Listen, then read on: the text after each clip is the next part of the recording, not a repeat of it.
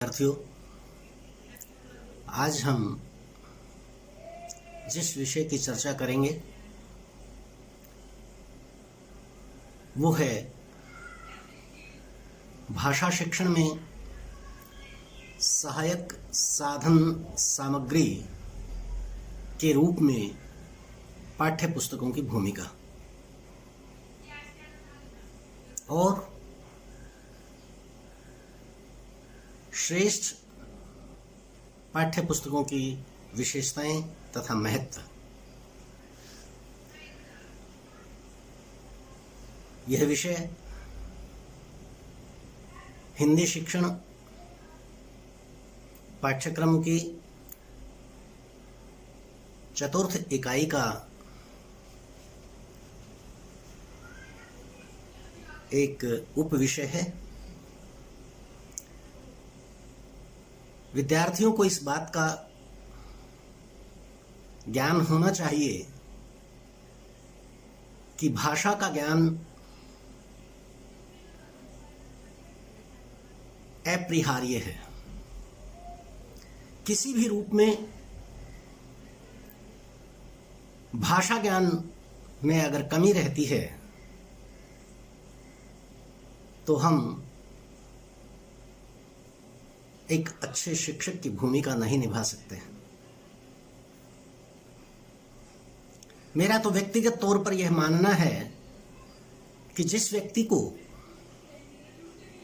भाषा प्रयोग का ज्ञान नहीं है वह सामान्य व्यवहारिक जीवन में भी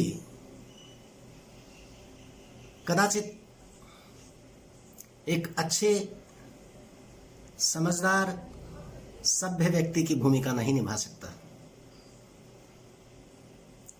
क्योंकि भाषा हमारे विचारों भावों के प्रकटीकरण का साधन है।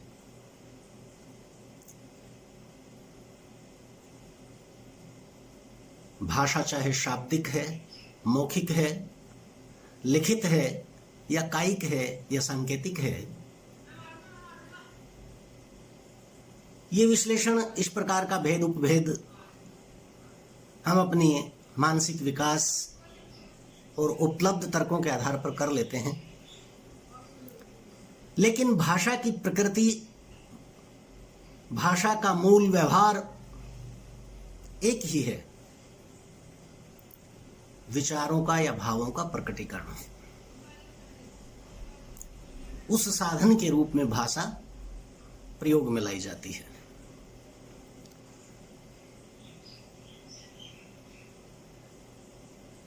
पाठ्यपुस्तकों का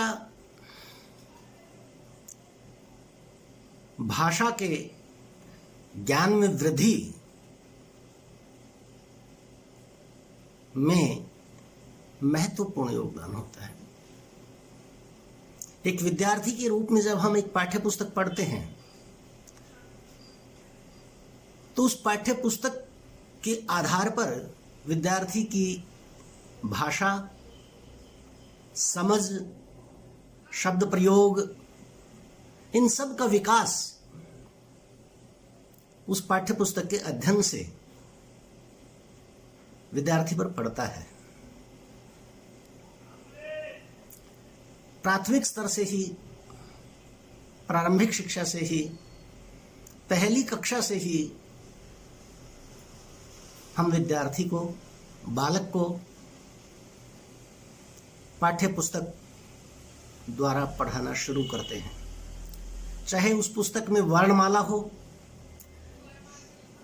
चाहे दो वर्णों के मेल से बनने वाले शब्द हों, चाहे दो से ज्यादा वर्णों के मेल से बनने वाले शब्द हों, हम विद्यार्थी के स्तर के अनुरूप, चाहे वो उसका कक्षा स्तर है या उसका मानसिक विकास का स्तर है, उसके अनुसार उसे पाठ्य पुस्तक मुहैया कराते हैं।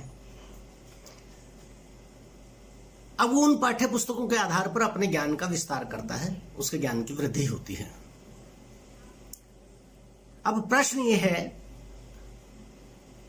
कि वह भाषा ज्ञान में पारंगत हो जाए, उसे भाषा प्रयोग, शब्द प्रयोग, वाक्य निर्माण, इन सब का समुचित ज्ञान हो, विषय के अनुकूल शब्दों का प्रयोग प्रभावी ढंग से वो कर सके, इसके लिए जरूरी है कि वो अच्छी पाठ्य पुस्तकों का अध्ययन करे।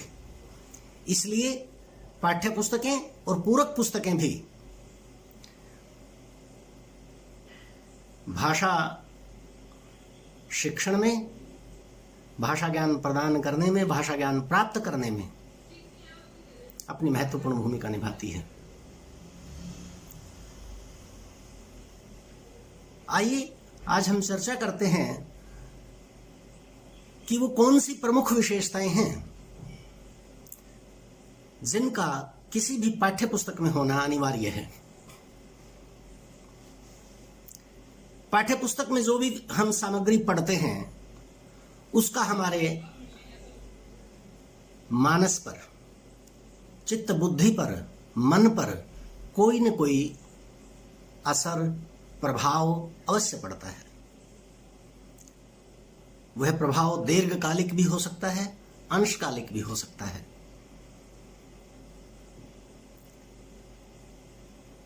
अभिव्यक्ति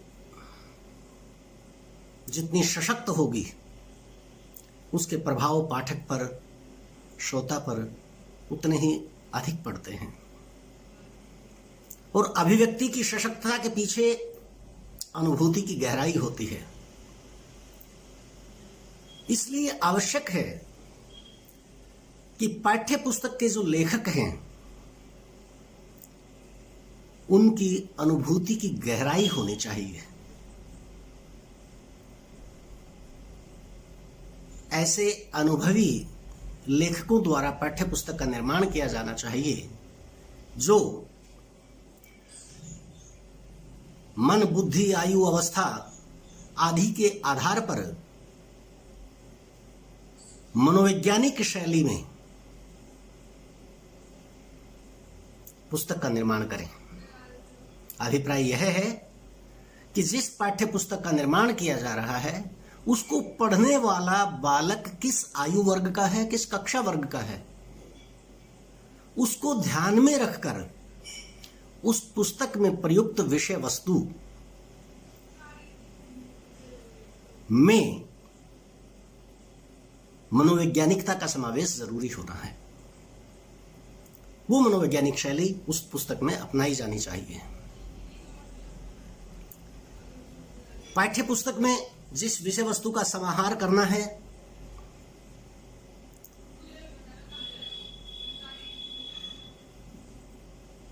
पाठ्य पुस्तक का जो लेखक समूह है वो उस विषय का विशेषज्ञ होना चाहिए। सामान्य से ज्यादा ज्ञान अपेक्षित है उस लेखक के लिए। तभी संभव है कि वो उस पाठ्य पुस्तक में ऐसी विषय वस्तु का समाहार कर पाएगा जो उस पाठ्य पुस्तक के उद्देश्यों की पूर्ति में सहायक होगी। पाठ्य पुस्तक के मनोवैज्ञानिक और विषय वस्तु में सामंजस्य के उपरांत एक गुण और आवश्यक है, उसका मूल्य उचित होना चाहिए।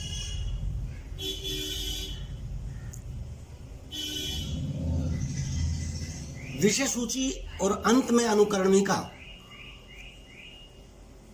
पाठ्य पुस्तक के अंत में अनुक्रमणिका, पाठ्य पुस्तक में विषय सूची, इनका होना भी आवश्यक है। ये उसके प्रारूप निर्माण के अंग हैं। पाठ्य पुस्तक देखने में आकर्षक भी होनी चाहिए, सुग्राह्य होनी चाहिए। पाठ्य पुस्तक की छपाई, उसके वर्णों का आकार इस दृष्टि से होना चाहिए, उनका प्रयोग इस दृष्टिकोण से किया जाना चाहिए कि जो बालक का स्तर है, उसके पाठक का स्तर है, वो उसमें रुचि के साथ उसका अध्ययन कर सके। पुस्तक में चित्र, रेखा चित्र, ग्राफ, मानचित्र, उदाहरण, ये सारी चीजें बालकों के मानसिक स्तर के, कक्षा स्तर के अनुकूल होनी चाहिए। पुस्तक में जितने प्रकार के भी आरेख या चित्र इत्यादि हम प्रयोग में लाते हैं वो जितने आकर्षक होंगे, रंगीन होंगे और सारगर्भित एवं स्पष्ट होंगे उतने ज्यादा रोचक होंगे। एक अच्छी पाठ्यपुस्तक की यह भी एक महत्वपूर्ण विशेषता है। पाठ्यपुस्तक में पाठ्यक्रम के सभी अंगों का विवेचन भली भांति किया जाना चाहिए। मान लीजिए हम माध्यमिक स्तर की 8वीं-9वीं कक्षा की हिंदी की पाठ्यपुस्तक का निर्माण कर रहे हैं तो उसमें गद्य और पद्य की उन सहज सुलभ विधाओं का उल्लेख होना चाहिए। जैसे कुछ दोहे हो गए, कुछ कुंडलियां हो गई, कोई पद हो गया, कोई छंदोबद्ध कविता है तो कोई मुक्त छंद की कविता हो।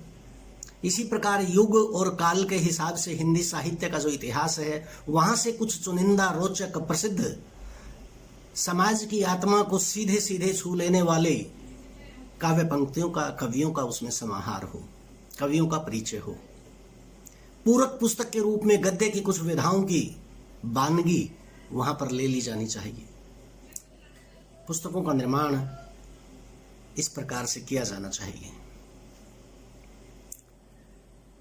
पुस्तकों में अभ्यास के रूप में प्रश्न दिए गए होते हैं। प्रश्न वैज्ञानिक रूप से सत्य तथा तकनीकी दृष्टिकोण से शुद्ध होने चाहिए। प्रश्नों के उत्तर अनुमान आधारित नहीं होनी चाहिए। ज्ञानात्मक और बोधात्मक प्रश्न वहां पर दिए जाने चाहिए, भले ही वो निबंधात्मक या वस्तुनिष्ठ उत्तर वाले प्रश्न हों। विषय वस्तु के अनुरूप पाठ्य पुस्तक में क्रियात्मक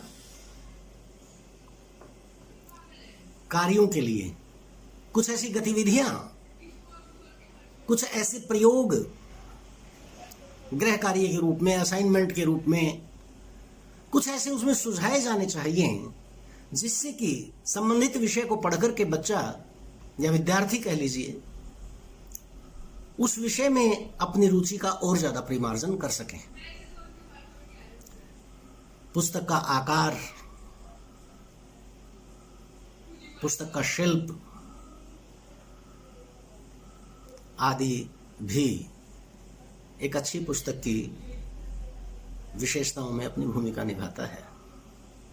समय समय पर आवश्यकता अनुसार पाठ्य पुस्तक में आवश्यक संशोधन किए जाने चाहिए। पाठ्य पुस्तक में योजना, समवाय, गृह कार्य, कक्षा कार्य, विषय से संबंधी प्रयोगात्मक कार्य, इन सब का समाहार होना चाहिए। पुस्तक में विधियों तथा छात्रों में पर्याप्त अभ्यास पर बल दिया जाना चाहिए। विभिन्न पाठ सरल से कठिन सिद्धांत के अनुसार होने चाहिए। सरलता से कठिनता की ओर जाए ताकि बालक की रुचि बढ़ती रहे। ऐसी विषय वस्तु होने चाहिए पाठ्य पुस्तक में जो बालक की जिज्ञासा को बढ़ावा दें। पाठ्य पुस्तक कक्षा विशेष के लिए निर्धारित उद्देश्यों के अनुकूल होनी चाहिए।